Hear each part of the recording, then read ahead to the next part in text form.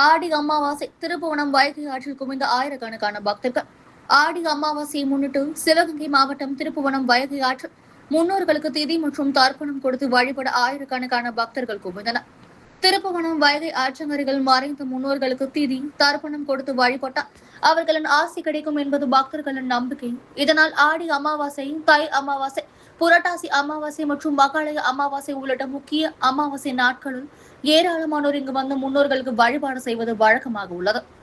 ஆடி அமாவாசை முன்னிட்டு இன்று அதிகாலை 5 மணி முதலே கார், வேன், இருசக்கர வாகனங்கள் உள்ளிட்டவற்றில் ஏராளமான பக்தர்கள் திருப்புவனத்திற்கு வர தொடங்கினர். வைகை ஆற்றுக்குள் சிறப்பு கொட்டகைகள் அமைக்கப்பட்டு பக்தர்கள் குழுக்களாக அமர்ந்து முன்னோர்களுக்கு திதி மற்றும் தர்ப்பணம் கொடுத்தனர். பின்னர் புஷ்புவனேஸ்வரர் கோவிலுக்கு சென்று சுவாமி தரிசனம் செய்தனர். ஆடி அமாவாசையை முன்னிட்டு புஷ்புவனேஸ்வரருக்கு சிறப்பு அலங்காரம் செய்யப்பட்டு வழிபாடுகள் நடைபெற்றன. திதி தர்ப்பணம் முடித்த பக்தர்கள் பசுக்களுக்கு அகத்திக்கீரை உள்ளிட்டவற்றை வழங்கியும் வழிபட்டனர்.